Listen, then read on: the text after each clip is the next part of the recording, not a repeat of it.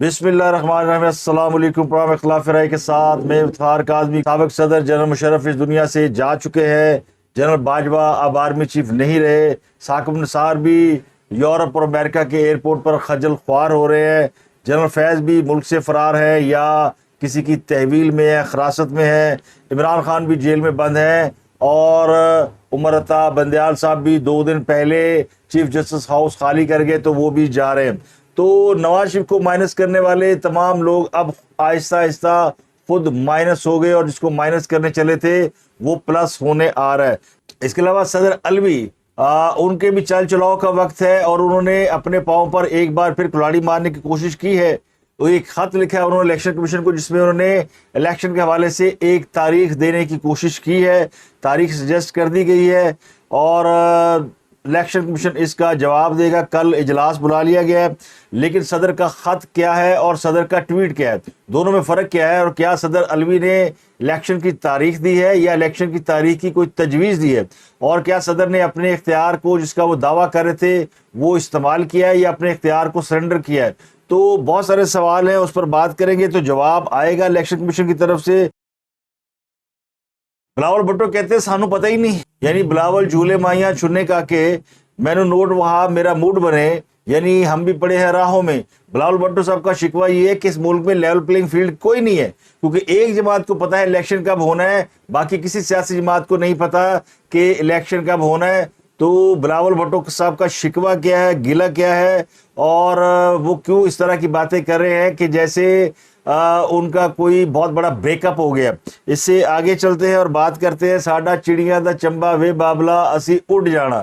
Chief justice Umar Ata Bandial صاحب، ابھی ان کو 16 سپٹمبر کو رخصت ہونا ہے، لیکن انہوں نے چیف جسٹس ہاؤس خالی کر دیا ہے۔ وہ ریٹائرڈ ججوں کے لیے مختص رہائش گاہ میں منتقل ہو گئے ہیں۔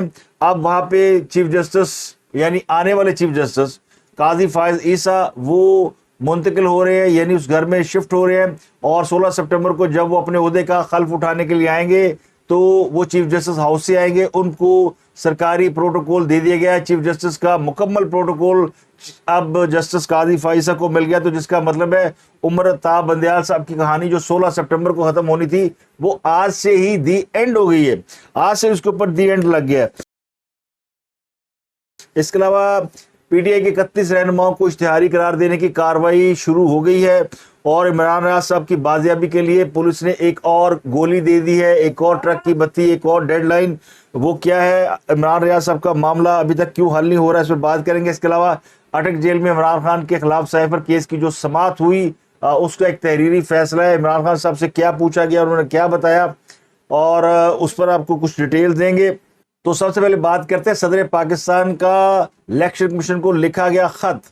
یہ خط ایک ناکام عاشق کا اپنی محبوبہ کے نام خط تصور کیا جائے۔ اس سے پہلے بھی انہوں نے کچھ چٹھیاں لکھی، لیکن الیکشن کمیشن نے ان کی چٹھیوں میں کیے گئے مطالبات پر کوئی رسپانس نہیں دیا، یعنی خط کا جواب تو دیا، لیکن جو خط کے اندر مطالبات کیے گئے تھے ان کے اوپر کوئی کان نہیں دھرا۔ مثلا صدر مملکت نے اس سے پہلے خط لکھا تھا کہ الیکشن کمیشنر ان سے ملاقات کرنے کے لیے آئیں، لیکن چیف الیکشن کمیشنر ان سے ملاقات کرنے کے لیے نہیں گئے، اور اس کے بعد پھر انہوں نے الیکشن کی ڈیٹ کے حوالے سے مشاورت کی، وزیر قانون سے کی، تمام لوگوں سے کی، اور وہ چٹھیاں لکھ لکھ کے گزارا کرتے رہے۔ اب ان کے اوپر ایک پریشر بھی تھا کہ وہ الیکشن کی ڈیٹ دیں۔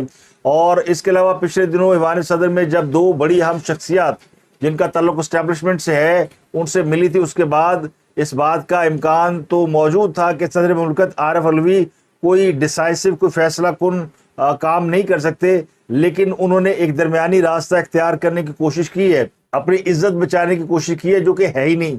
عزت ہو تو بچائی جائے۔ تو صدر مملکت عارف علوی کہتے ہیں نا، چور چوری سے جائے، ہیرا پھیری سے نہ جائے۔ تو انہوں نے اپنے پارٹی چیئرمین اور پارٹی کے لوگوں کو خوش کرنے کے لیے ایک خط اور لکھ دیا،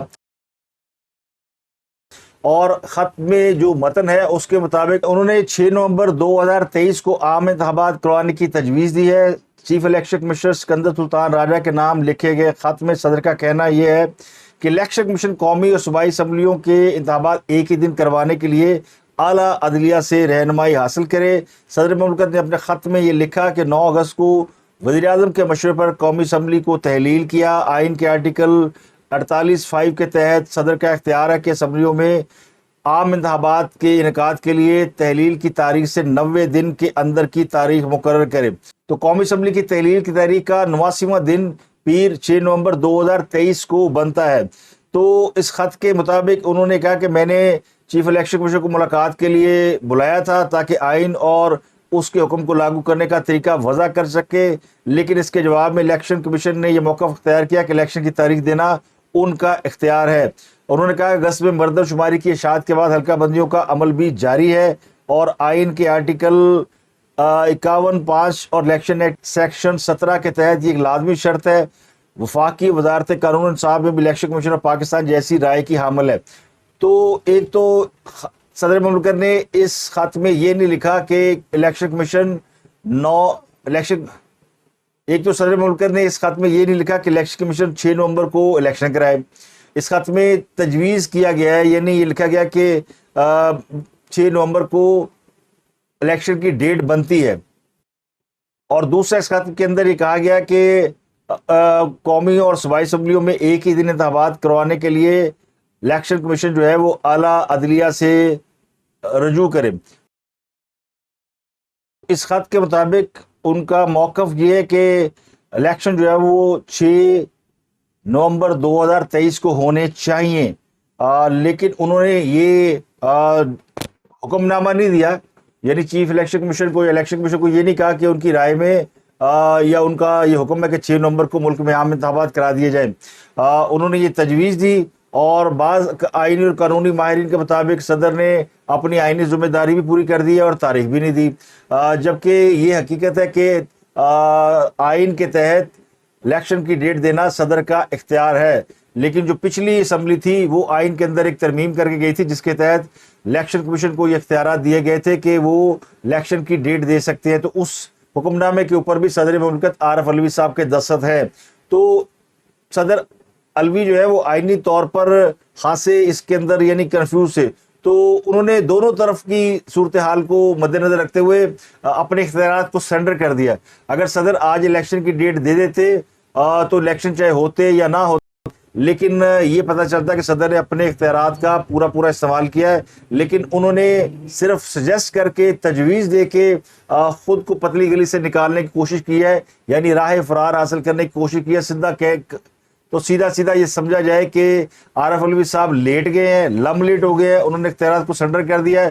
اب الیکشن کمیشن جانے، عدلیہ جانے، یعنی موقف یہ ہے کہ یہ معاملہ آپ جسٹس قاضی فائزہ کی کورٹ میں لے جائیں اور ان سے اس کی تشریح کرا لیں، اور ان کے کندھوں کے اوپر یہ بوجھ ڈال دیں کہ وہ کیا ملک میں الیکشن 90 روز میں ہونے چاہیے یا نہیں ہونے چاہیے، آتے ہی ان کو امتحان میں ڈال دیا جائے۔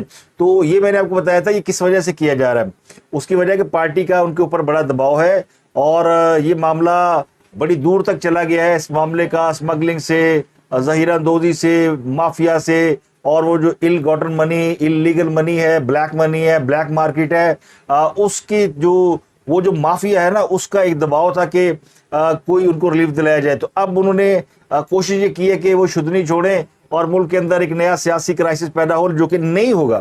کل اس کا جواب آ جائے گا تو آپ کو بتائیں گے کہ اس کے اوپر کیا ہونے جا رہا ہے، لیکن اس کا حال وہی ہے جیسا ایک بڑا مشہور محاورہ ہے کہ نوٹس ملیا ککھ نہ ہلیا۔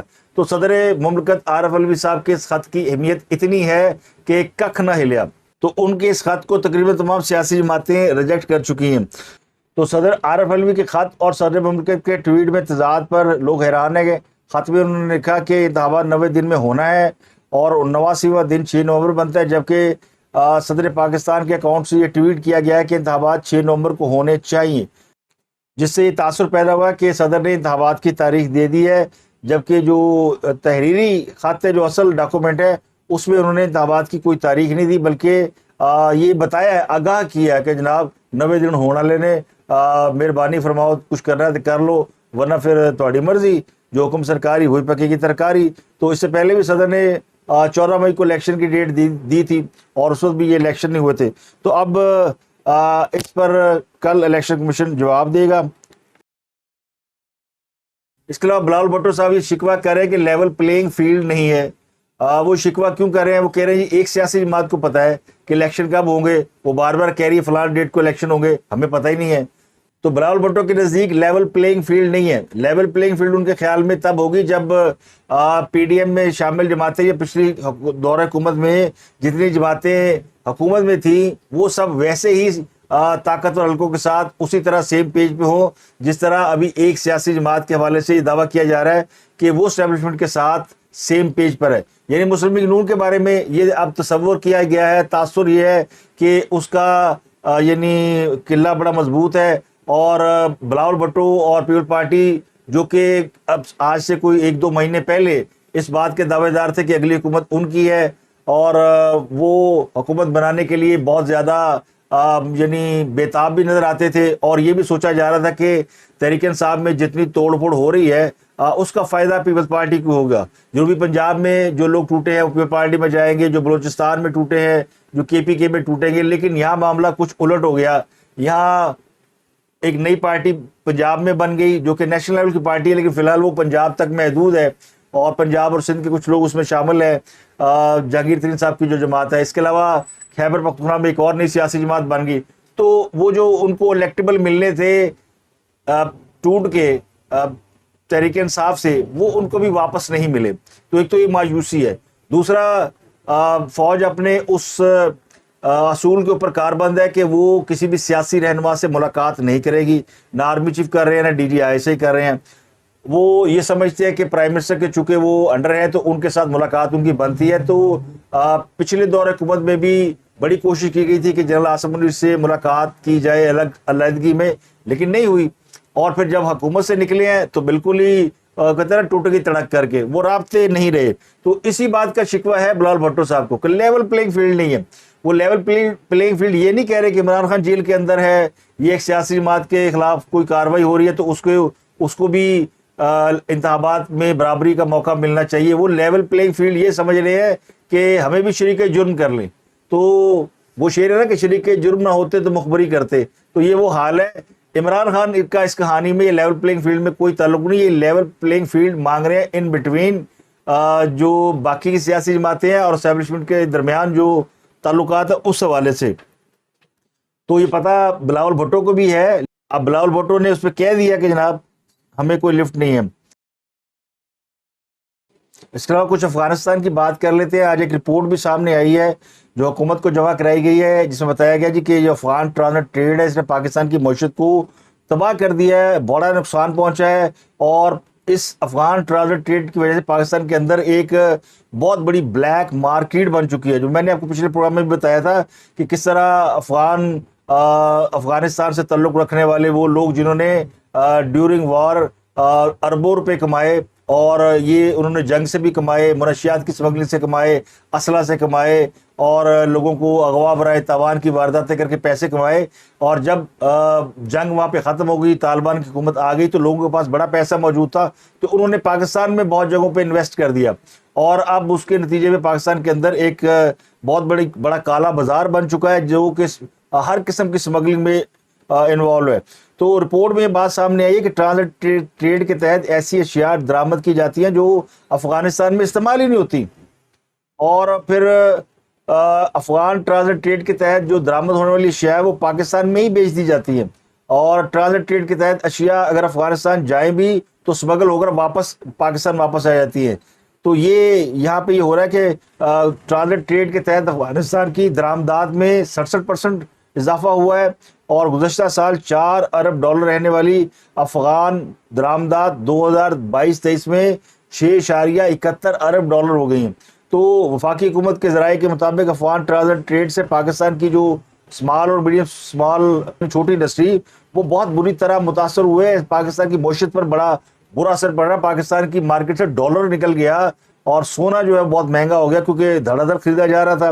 اور اب یہ 2010 میں دوسرا معاہدہ ہوا تھا افغانستان کے ساتھ, ایک 1965 میں ہوا تھا, ایک 2010 میں افغان ٹرانزٹ ٹریڈ جب پیپلز پارٹی کی حکومت تھی تو اس وقت یہ ہوا تھا. تو اب اس رپورٹ کے بعد اس بات میں کوئی شک نہیں رہ گیا کہ افغانستان بڑے پیمانے پر جو اسمگلنگ ہو رہی ہے, چاہے وہ اشیاء کی ہو, چاہے منشیات کی ہو, چاہے انسانوں کی ہو, اس نے پاکستان کی معیشت کو کھوکھلا کر دیا. تو آرمی چیف اس وقت ترکی میں ہے، آج ان کی ملاقات بھی ہوئی ہے ترکی کے صدر رجب طیب اردگان سے۔ اب ترکی ترکیہ ہو چکا ہے تو وہاں پہ ملاقاتیں ہو رہی ہے۔ پاکستان کے آرمی چیف پاکستان سے باہر ہیں اور تھوڑا سا ہاتھ نرم ہوا ہے یہاں پہ، اور ڈالر جو ہے وہ آج پھر اوپن مارکیٹ میں 301 روپے کا ہو گیا۔ کل یہ 299 اور 298 پہ چلا گیا تھا، لیکن انٹر بینک میں بھی ابھی 299 سے نیچے ہے۔ اور ڈالر کے حوالے سے آج وہ جو منی چینجر والے ملک بوستار صاحب، انہوں نے کہا کریک ڈاؤن اگر جاری رہا تو ڈالر 250 روپے کا ہو جائے گا۔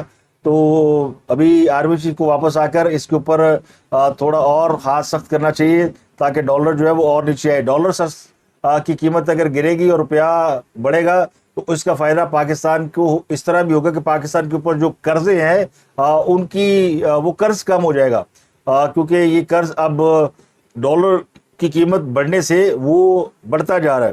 تو انٹر بینک میں ڈالر جو ہے وہ آج 1 روپیہ 7 پیسے سستا ہوا اور اب اس کی قیمت 298 روپے 82 پیسے ہو گئی ہے، اور یہ آہستہ آہستہ انٹر بینک میں نیچے آ رہا ہے۔ اوپن مارکیٹ میں تھوڑا سا آج میں نے آپ کو بتایا اوپر گیا ہے۔ اس کے علاوہ اینٹی ٹیررسٹ کورٹ لاہور نے جناح ہاؤس حملہ کیس میں مسرت جمشید چیمہ، اسلم اقبال اور ملک ندیم عباس اور غلام عباس سمیت 31 پی ٹی اے کے رہنماؤں کو اشتہاری قرار دینے کی کارروائی پر عمل شروع کر دیا ہے اور اب ان کے اشتہار لگانے کی اجازت دے دی ہے۔ عمران خان کے خلاف سائفر کیس کی آج اٹک جیل میں ہونے والی سماعت کا تحریری فیصلہ بھی جاری کر دیا گیا ہے۔ یہ ان کیمرہ سماعت ہوئی تھی، اس میں عمران خان کا ریمانڈ 14 روز کے لیے اور بڑھا دیا گیا، 26 ستمبر اس کی ڈیٹ کر دی گئی ہے۔ 4 صفحات پر مشتمل تحریری فیصلہ جاری کیا گیا جس میں یہ بتایا گیا کہ عمران خان سے پوچھا گیا کہ ان کو جیل میں کوئی شکایت تو نہیں، تو انہوں نے اس پر کوئی شکایت نہیں کی، بلکہ انہوں نے اس پر اطمینان کا اظہار کیا، اور لیکن انہوں نے کہا کہ بشا بی بی سے ان کی جو ملاقات کا وقت ہے وہ بڑھا دیا جائے، کیونکہ وہ 1 گھنٹہ ہے اور 1 گھنٹے میں شاید کوئی بات نہیں ہوتی۔ تو عدالت نے کہا کہ ہم نے اس حوالے سے اٹک جیل کے سپرنٹینڈنٹ کو ہدایات جاری کر دی گئی ہیں۔ اس کے علاوہ عدالتی فیصلے میں بتایا گیا کہ تفتیشی افسر کی جانب سے سائفر کیس کا چلان تاحال جمع نہیں کرایا گیا۔ عمران خان صاحب سے آج یہ بھی پوچھا گیا کہ اٹک جیل کے جو عملہ ہے اس کا آپ سے رویہ کیسا ہے، تو اس پر بھی عمران خان نے اطمینان کا اظہار کیا۔ پھر ان سے پوچھا گیا کہ آپ اٹک جیل میں خود کو سیف محسوس کرتے ہیں یا آپ کو کوئی خطرہ، کسی قسم کا کوئی خطرہ، کوئی شکایت کوئی، تو عمران خان نے کہا کہ ان کو کوئی پرابلم نہیں ہے، صرف انہیں ایک پرابلم ہے کہ جو ملاقاتی ہیں ان سے ملاقات کا جو دورانیہ ہے وہ بڑھا دیا جائے۔ تو اس میں عدالت نے ہدایت جاری کر دیا کہ ان کو ملاقات کے لیے زیادہ وقت دیا جائے۔ اس کے علاوہ ایک اور بڑی خبر یہ ہے سابق D G I S I general Faiz Hameed کے حوالے سے کہ وہ ان کی جو رہائش گاہ ہے جہاں پہ ان کو نظر بند کیا گیا تھا وہاں سے انہیں منتقل کر دیا گیا ہے۔ بعض ذرائع دعویٰ کر رہے ہیں کہ ان کو حراست میں لے لیا گیا ہے، لیکن اس سے پہلے بھی کئی مرتبہ یہ خبر آ چکی ہے کہ وہ گرفتار ہے، انہیں حراست میں لیا گیا ہے، وہ ہاؤس اریسٹ ہے، اور ابھی تک یہ خبر کنفرم نہیں ہے کہ انہیں ان کے اپنے ادارے نے حراست میں لیا یا کسی اور نے، لیکن یہ بات ہے کہ وہ اپنی آبائی رہائش گاہ میں نہیں ہے، نہ ہی ان کے بھائی نجف حمید وہ اپنے گاؤں میں موجود ہے۔ تو دونوں بھائی جو ہیں وہ اپنی آبائی رہائش گاہ سے کہیں اور منتقل ہو گئے ہیں، یہ کر دیے گئے۔ بعض رائے کہتے ہیں کہ وہ گرفتار ہیں اور ان کو تحویل میں لے لیا گیا ہے۔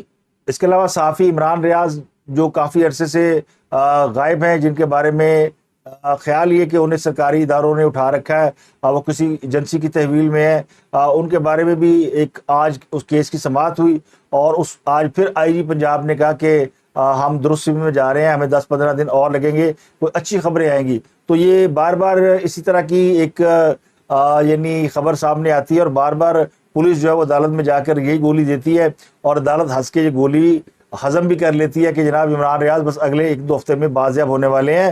تو عمران ریاض بڑے عرصے سے گرفتار ہے، سیدھی بات ہے، عثمان ڈار صاحب بھی گرفتار ہے، اور صداقت عباسی بھی گرفتار ہے۔ یہ وہ لوگ ہیں جن کے گرفتار ہونے کے بعد یہ نہیں پتا کہ یہ کہاں پر ہے۔ باقی لوگوں کے بارے میں تو یہ علم ہو چکا ہے کہ وہ گرفتار ہے اور ان کے خلاف کیا ہو رہا ہے، لیکن کچھ لوگ ایسے ہیں جو گرفتاری کے بعد ابھی تک ان کے بارے میں یہ نہیں پتا چلا کہ وہ انہیں کہاں رکھا گیا اور ان کی قسمت کا کیا فیصلہ کیا گیا۔ ان میں حسان نیازی بھی شامل ہے۔ تو یہ 4-5 لوگ ایسے ہیں جو کہ گرفتاری کے بعد نامعلوم مقام پر رکھے گئے ہیں۔ تو اب تک کے لیے اتنا ہی، آپ سے ملاقات ہوگی اگلے ولاگ میں۔ اپنا گرد و نواح کے لوگوں کا بہت خیال رکھیے۔